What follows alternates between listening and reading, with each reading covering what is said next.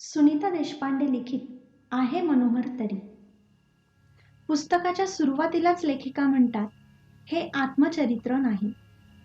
आठवणींच्या प्रदेशातली ही स्वैर भटकंती, पाखरांसारखी, क्षणात या फांदीवरून त्या फांदीवर, कुठूनही कुठेही, दिशाहीन, पण स्वतःच्या जीवनसूत्रांशी अदृश्य संबंध ठेवत केलेली. आयुष्यात प्रत्यक्ष भेटलेली अनेक माणसं यात नाही, म्हणजे मी त्यांना विसरले असं नाही, पण या विशिष्ट भटकंतीत ती भेटली नाही तितकंच. आणि जी भेटली तीही त्या संदर्भात भिडली तितकीच इथून म्हटली.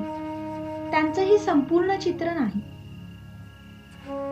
पाण्यात उतरलं की जमिनीवर यावं वाटण्याचं आणि जमिनीवर रोवलेल्या पावलांना पाण्याची ओढ लागण्याचे प्रसंग आयुष्यात सतत येतच असतात. ही स्थळातून जळात आणि जळातून स्थळात जाण्याची ओढ टागोरांनाही होती असं त्यांनी म्हटले. मग माझ्यासारख्या सामान्यांची काय कथा? प्रत्येकानं स्वतःच्या शालेय जीवनात आपण पुढं कोण होणार यावर एक तरी निबंध लिहिलेला असणारच. स्वतःचं ते आदर्श चित्र निबंधाच्या वहीतच राहतं.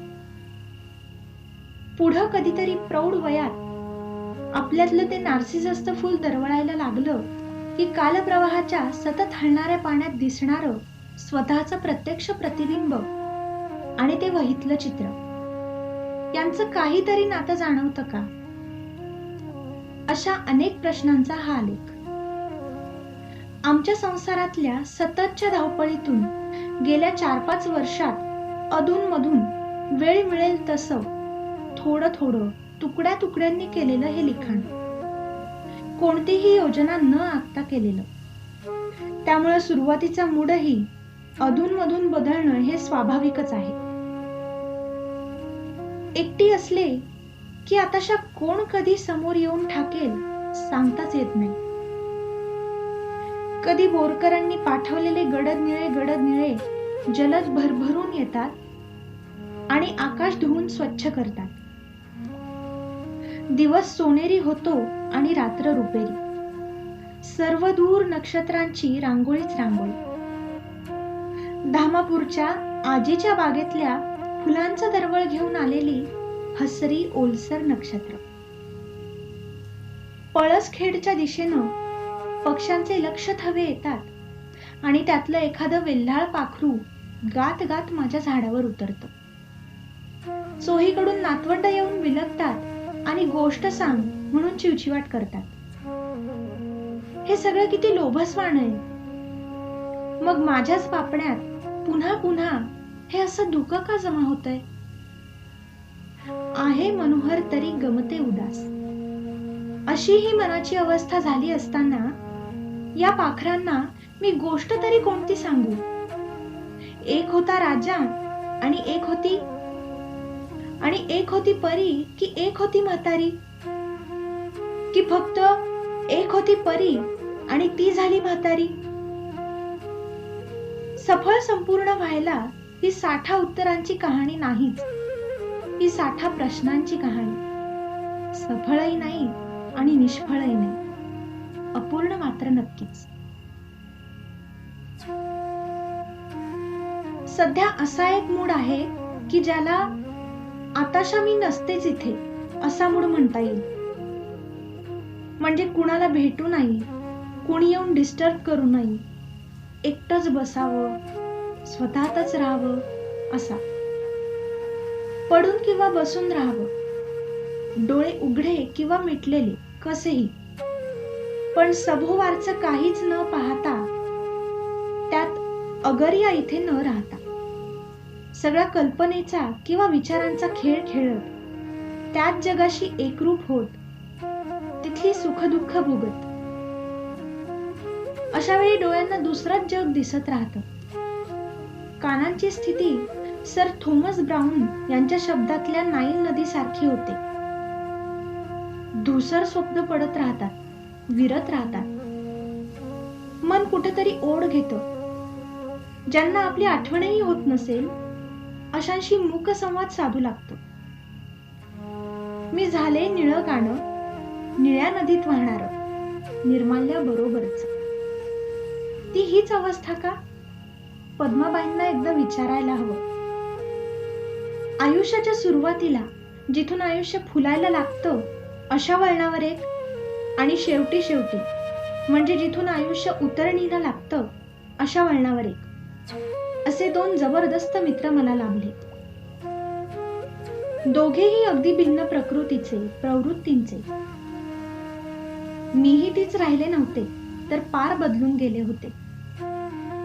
मधल्या काळात तिसऱ्याच एकाच्या सहवासात स्वतःला पूर्ण विसरून, चक्रावून, अगदी पायाला चाकं लावून त्याचा संसार केला. तोही जबरदस्त होता म्हणून मी या बंधनात अडकले, की तो अगदीच लहान मूल होता म्हणून त्याचंच खेळणं करून मनसोक्त खेळत राहिले? की दोन्ही? आज पाहावं तिथं सगळी स्वच्छ निराशा दिसते. आकाशही कुठं निळं नाही, सगळीकडे एकच राखी रंग, अगदी निर्मळ किंवा विशुद्ध कारुण्याची राखी रंगछटा, grey of the purest melancholy. झाडही स्तब्ध, विचारमग्न उभी आहेत. आईच्या डोळ्यात गलबल दिसली तर कडेवरचं मूल कसं बावरून तिला नुसतं बिलगून राहतं, तशी पानांची सळसळही पूर्णपणे विराम पावली. माझ्या मनात कसले विचार येत आहेत, त्याच्याशी या बाहेरच्या जगाचे इतके जवळचे नाते असेल कोण जाणे. पण या क्षणी तरी सगळीकडं आत बाहेर एकच रंग आहे.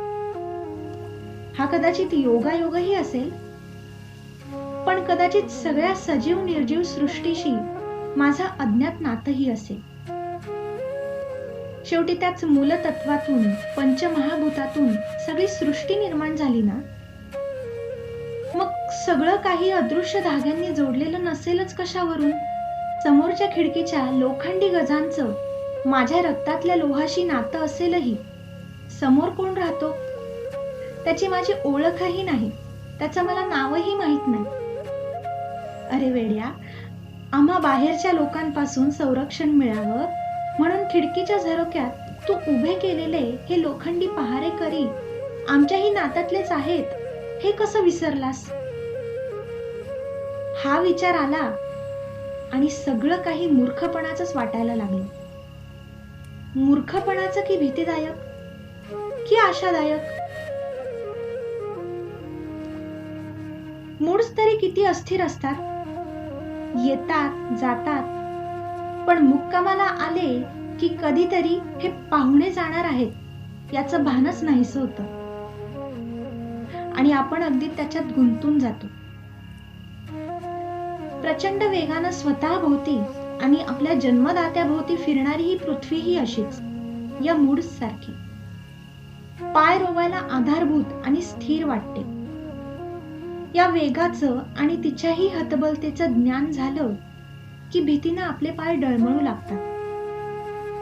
अज्ञानात खरंच सुख आहे हे आपला अनुभव हर क्षणी आपल्याला सांगत असतो, पण तरीही आपण ज्ञानाच्या मागे धावतो आणि आपल्या मुलाबाळांनाही ज्ञानी करण्यासाठी धडपडतो. हा शहाणपणा म्हणायचा की वेडेपणा? माझ्या लहानपणी आमच्या घरात बाल दत्तात्रेयाच्या चित्राची एक फ्रेम होती. रंगीत पाटावर मांडी घालून बसलेल्या वर्ष दीड वर्षाच्या बालकासारख्या गोड चेहऱ्याच्या हसतमुख दत्तात्रेयाचं ते चित्र मला फार आवडायचं. आईने मग ती फ्रेम मलाच दिली. तिच्या देवांजवळच भिंतीवर माझा हात पोचेल इतक्या उंचीवर खिळा मारून त्यावर मी ती टांगली. रोज बागेतून निवडून निवडून फुलं आणायची आणि त्यांचा हार करायचा. अंघोळ झाल्याबरोबरच त्या फ्रेमची काच पुसून त्या देवाला पुन्हा नवं गंध लावायचं आणि तो फुलांचा हार घालायचा. मग हात जोडून डोळे मिटून मी प्रार्थना करायचे. ही प्रार्थना निश्चित कोणती होती, त्यातून मी त्या देवाशी कोणता संवाद साधत होते यातलं काहीच आता आठवत नाही. पुढं कधीतरी मी नास्तिक होत गेले आणि पक्की नास्तिक झाल्यावर त्याचा अभिमानही बाळगू लागले. आजही मी नास्तिकच आहे, अगदी पक्कीच. पण आज वाटतं की नास्तिक्य ही अभिमान वाटण्यासारखी गोष्ट असली तरी त्यात मनःशांती मात्र नसते. आस्तिक्य हे बिनबुडाचं असतं खरं, पण त्या अज्ञानात सुख मात्र नक्कीच असतं. इथं सुखाचा अर्थ स्थैर्य, आधार, शांती असाही असेल. त्यामुळे मला माझ्या नास्तिक्याचा अभिमान असला तरी आस्तिकांचा मात्र हेवा वाटतो. आणि दुर्दैवाची गोष्ट अशी की आस्तिक माणूस हा विचारांती पुढे नास्तिक होऊ शकतो, पण खरा नास्तिक हा कधीही आस्तिक होऊ शकत नाही.